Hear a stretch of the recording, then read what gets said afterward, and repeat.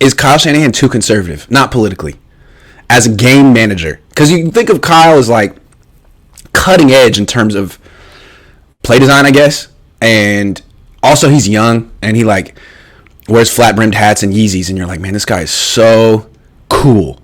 But then he gets on like the goal line, 4th and 1, and he's like, you know what?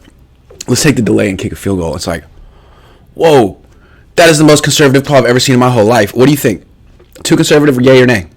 Well, now that we think about it, like you and I were talking kind of in DMs before, like about the whole Mason, right? Isn't he's really conservative about how he plays players, right? Like, I feel like he won't play a player unless like he's like the player's like 99% in the like got his playbook down. Right? Yeah, he has to like have like an A+ on some written exam on a Friday, right?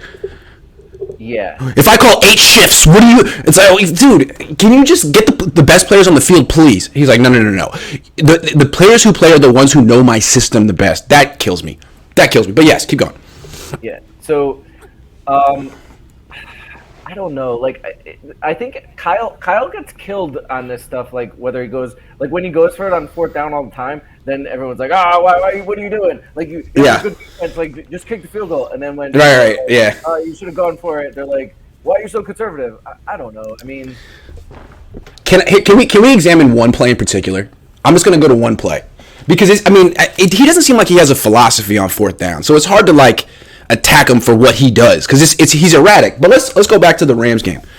It was right at the beginning of the 4th quarter, right? So it's 3rd and goal at the 1. He calls that pass for Ayuk. He's open. Jimmy doesn't throw it. He throws to Kittle, who catches it but gets 1 foot out of bounds. So it's 4th and 1, and they don't go for it. They take the delay game. They kick the field goal. They go up by 8 with an entire quarter left. It seems to me that that's the wrong call. Like the right. Correct me if I'm wrong. The right call is to go for it on 4th and goal. If you don't get it, you give them the ball at the 1 yard line. You're still in a great spot. It's still a great defense against a terrible offense at the 1 yard line. Like, you could get a safety, you could get a defensive touchdown, you could block the punt. If none of those things happen, you probably get the ball back in their territory, right in field goal range. So I think like that is conservative to the max, to not even go for it on 4th and goal from the 1. Like, if it was the end of the half and they could just run the clock out, then of course kick the field goal. You don't get anything, but dude, make them play from the 1 yard line with that crap offense against that great defense. Make them play from the 1. I mean, last time the Niners had to do that, they had a safety. Dude ran out of bounds. I'm just saying. I do think, like you said, I think you do have to whatever philosophy you have to stick. You have to stick to it. I think if if your philosophy is to be super aggressive, then be super aggressive. If your philosophy is to be conservative, then be conservative. I kind of tend to go with a good defense, take the point, with like great and just take the points. But I guess you can argue with a great defense, like go for it because they'll protect you. I don't know. I just think when you're, especially with a great defense and your offense struggles to put up points, I personally think that you got to take points where you get them, just because they don't get them often. Yeah, you know? No, it's fair. This from that one play in particular, like you didn't get a 2-score lead. It gave you an 8-point lead. There's still an entire quarter left.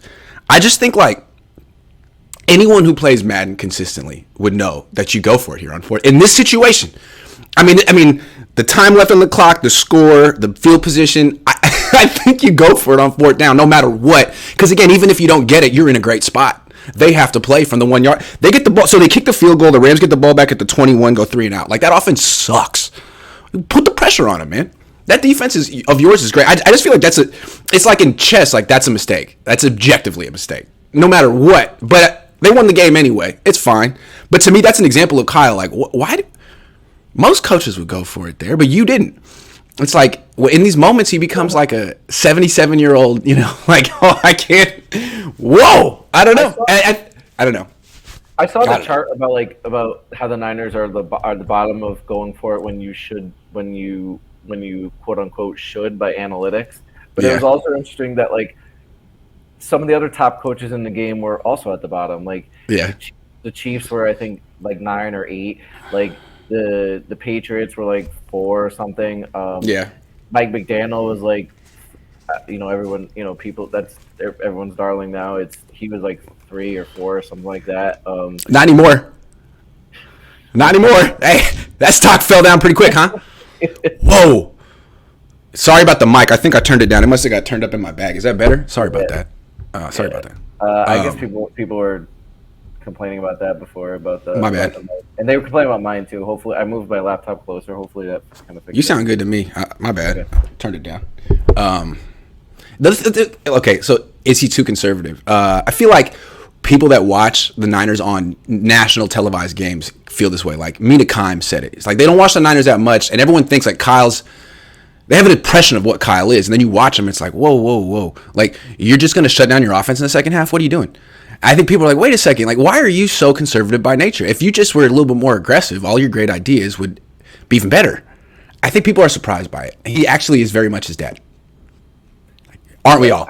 But I think if you look if you look throughout his coaching, he's generally super conservative. How he plays and all that. That's how he learned how to coach, from his pops. Yeah. But I just think it's funny. Like, it's the new trend is to be like analytics minded and to go for it in these situations. He's like, no, gut feeling. Don't trust my offense. Yeah, I don't trust it either. But it's also like, I don't know. At this point, can you trust that running game yet to like get you a yard? I don't know. I don't know.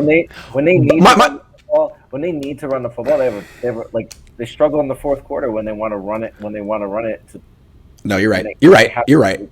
You're right, because they wear out Jeff Wilson Jr. in the second quarter, and by the time you need him to win the game in the fourth quarter, he's tired. Like the whole team is.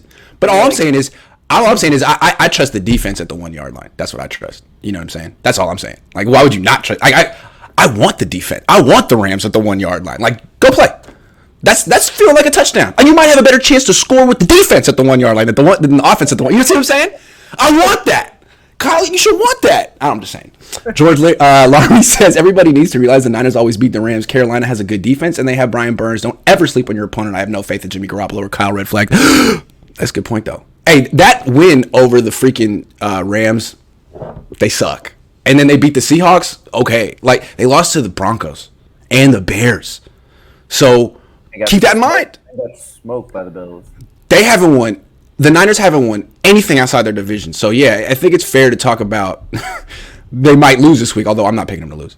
Ricardo says, shout out from Brazil. Coach, BR, great fan base here. Keep up the great work, GC, loyal follower here since Press Democrat Article Times. Thank you, Ricardo.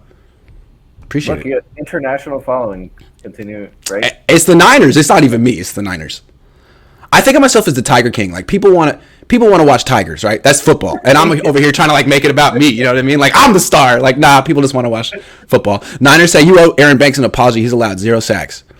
I will give Aaron Banks an apology, but let's wait a little bit longer than 4 games. But I'm always down to give apologies. I love giving apologies. But I don't want to give a preemptive apology. I want it to mean something, is all I'm saying. I'm not rooting against Aaron Banks. I'm definitely rooting. He's from Alameda. You don't even know where that is. Zachary says Kyle deserves more credit. The defense is good because Kyle is confident enough to let Lynch consistently invest in the defense. Great. Okay. I think. Okay. I feel that. Kyle's the head coach. He does get credit. He should get I credit. agree. I agree. He's the one that put his hand on the table for D'Amico Ryans and like, okay, Sal's moving on. I'm not going to hire an experienced guy. I'm not going to hire Raheem Morris. I'm going to promote here. And just like Sean McDermott gets credit for Ken Dorsey and Brian Daboll and Josh Allen. I agree. Yeah. But still, he needs to win the Super Bowl. And then he'll have job security for life.